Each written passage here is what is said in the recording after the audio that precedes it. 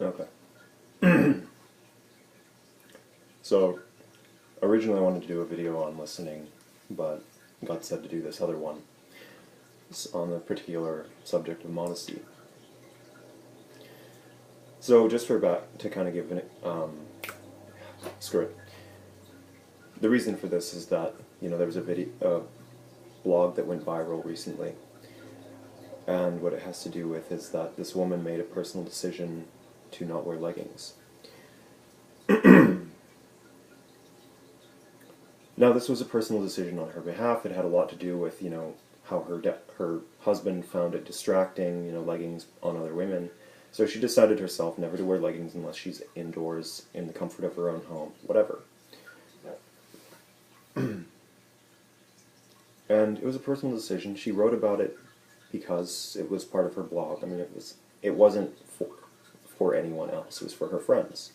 She figured about 10 of them would read it. Her husband reposted the link, it became viral, and it has sparked an international debate about modesty, and in particular, modesty in the church.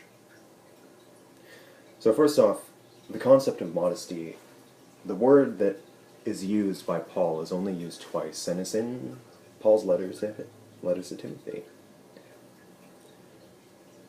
And it's addressing a certain point about women, particularly it was wealthy women who were dressing, gaudily and with jewelry to establish their wealth, and it created a division within the church as far as the treatment of the rich versus the poor, which, you guys, in the church, that's not a thing, because everyone who stands before God is equal, unless he has specifically denoted them as otherwise. We're all sinners, we're all loved by him, it's all what have you. Your social standing in this world and the money you have mean nothing. And this created a distraction that Paul was addressing to Timothy. A lot of people misread this, and they take it as modesty, and they point it at, styles of clothing, when in reality it had to do with wealth. It wasn't about, tank tops and short shorts. It was about distraction. It was about flaunting one's wealth. So we misappropriated it a bit in the years that followed, applied it to something else that it wasn't necessarily intended for, and now we have this debate over leggings. So first off, to address the subject of modesty, modesty is a cultural concept. It differs from civilization to civilization, from culture to culture. In Europe, or in America specifically, modest dress is jeans, shirt, t-shirt, sweater, what have you, button up. For guys, for girls, it's, a dress, pants, whatever. It's just kind of one of those things. As long as, most of your skin's covered, you're fine. Immodestly, it varies, but based on the perspective of the person pointing fingers. I mean, let's be honest with this. In other cultures, modest dress is different. Take, for instance, certain tribes in South America. Literally, what they wear is a belt. It's a thin belt made out of thread, basically. And that's it. That's all they wear. Do they debate about what is modest and not? Probably not so much. They're all naked. And if you want to be straight up, and if you want to be honest about this, the original, in the beginning, we were all naked. Adam and Eve walked around the garden naked. One of the first issues that transpired between man and God was, man saying, hey, I hid myself because I was ashamed because I'm naked. And God saying, who told you were naked? It's funny that this is a thing. So, as far as the perspective of modest and immodest dress, the lines are a little blurry. So it's not something that's necessarily addressed. You can look at Paul's example and what he was talking about and apply it that way. But as far as sexually explicit, or sexual explicitness, it's a little up in the air. But there's probably a reason for that. Because, maybe it just doesn't matter all that much. Or did I say that? Anyway, the point is that, as far as God's concerned, we're all naked anyways. He sees our hearts and souls, and see, that is the key point here with modesty. See, the issue isn't really so much about what people are wearing, it's about why. And it's also about what people are seeing when they're dressed this way. So there are two little subjects that I want to kind of bring to light here. Number one are the women who dress specifically to draw the attention of men. And this kind of goes along with that debate, because there were women who were on the side saying that, it's not right for this woman to make proclamations about modesty, she's being prudish, and she's slut-shaming.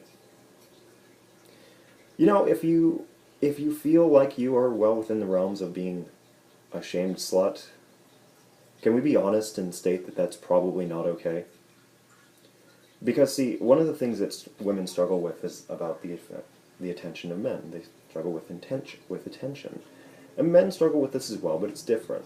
With women, they will dress a certain way to draw the eyes of men. It makes them feel beautiful. But if you're going to church for that, and you're dressing like this at church, then you're there for the wrong reason. Because quite simply, if you're at church, you're supposed to be there for God. Not for men, for God. On the other hand, if you're dressed a certain way because you're hot, you're in Arizona and it's 103 degrees outside, and you need something that's going to allow your skin to breathe and release heat, then nobody really has the right to claim that you're being immodest, because quite simply you're dressing appropriately for the heat. It's about intentions. If you want men to look at you, then you need to wait for like a singles retreat or outside of church. And quite simply, if the need is so great, then maybe you need to rethink what matters to you in life. Maybe you need to spend some time with God. Because quite simply, your value should not be wrapped up in how many guys turn their heads when you walk past. Your value should be in who you are in the kingdom of heaven and what God has for you as an adopted daughter in the kingdom. First. Second is men. Now, a lot of men point the fingers about this. We had one specifically in the house church that I co-lead. He brought this up a couple months ago, this issue of modesty, and he was pointing fingers and saying that it was wrong for women to dress a certain way because it made men stumble. Personally, I was healed of my issues with pornography. So, I can watch like Game of Thrones, and, for all the explicit sex scenes, it's just like, is that really appropriate? God, really? They're naked again? Whatever. It's annoying a little bit, but truth be told, it doesn't make me question my morals or, slip into the bathroom with a little thing of hand lotion. I know that not a lot of people can claim that. And see, maybe that's a bigger problem. See, I think that a lot of the men's arguments here about women and how they should be dressing and what's appropriate, I really think that it's more projecting their own struggles with pornography and lust than anything else. In fact, from my heart of hearts, I believe that about 90% of you, that's your real problem. And you're pointing fingers for something that you don't want to admit to. You want to make the world around you change so that you can be okay, when in reality that doesn't change anything. Your heart will still be your heart. I've watched a lot of men in my past, get rid of the internet. I knew this one guy. He got rid of his internet, he got rid of his TV, he got rid of his videos, everything that he could, his laptop, everything, in order to be healed of his addiction to pornography. Naturally, it didn't work. Weird as that is, it's kind of like closing your ear, or covering your ears and pretending that you don't hear bad music anymore. You can't hear bad music, it must not be real, right? No, it's still there. And your struggle with pornography is still there, clearly. So, for the men involved in this debate, guys, seriously, Be honest about this. If you're struggling with pornography, if you're struggling with lust, then back out. Because you have literally no right whatsoever to be pointing the fingers at women and saying what they need to do to stop you from stumbling, when the reality is you're going to stumble no matter what. And quite simply, if you can't get it through your head that the only place that you're going to find healing from this is from God, then just back out. You're not part of this debate. Your opinion is not valid. You can quote Paul all you want about not being a stumbling block to other people, but the truth of the matter is that you yourselves are being a stumbling block in the fact that you are projecting your own views and you are causing them to stumble because you're making them angry because they feel that this is unfair, and it's creating a problem for them. So do not think for one moment that you are justified in your stance, or that, in particular, you're right, when in reality you're compensating for your own mistake, your own failure inside of your heart. Take that failure, address it with God, receive healing. Then, when you no longer struggle with pornography, then, and only then, can you appropriately think about this and be reasonable and apply your thoughts.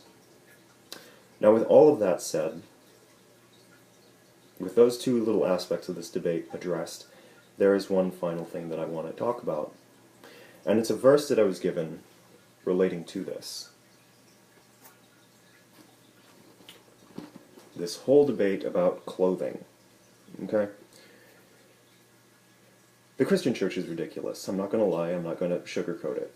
We're ridiculous. We make mountains over the stupidest things, we fight about the stupidest things, while ignoring the biggest things. So here's a verse that I was given. Pay close attention to the end and the beginning.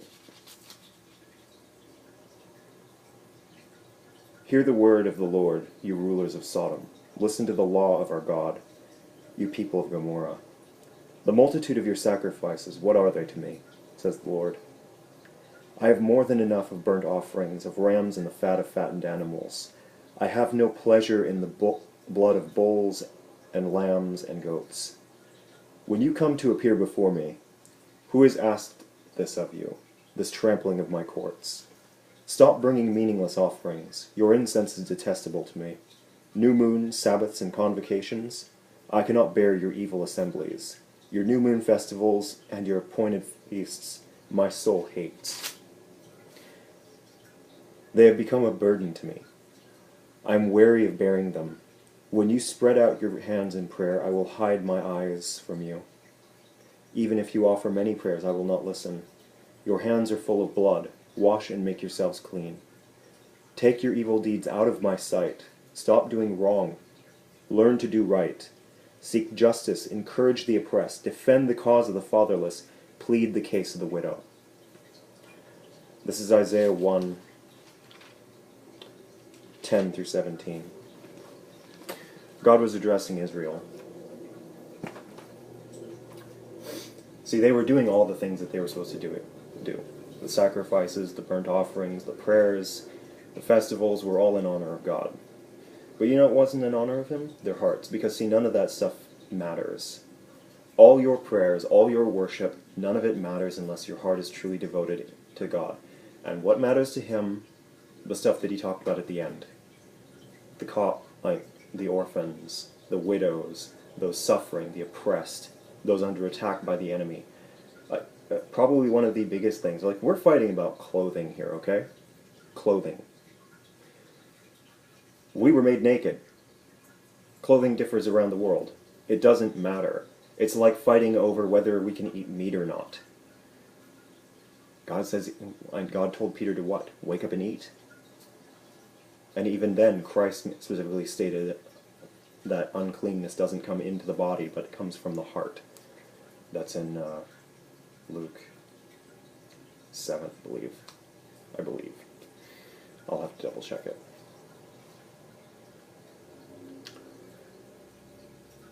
Probably one of the biggest things that we've seen lately is that a lot of Christians were talking about torture. A lot of them are for it. And Bill Maher made the most poignant statement about this in saying that, if you're a Christian and you claim to follow Jesus and you're for torture, you're not a Christian.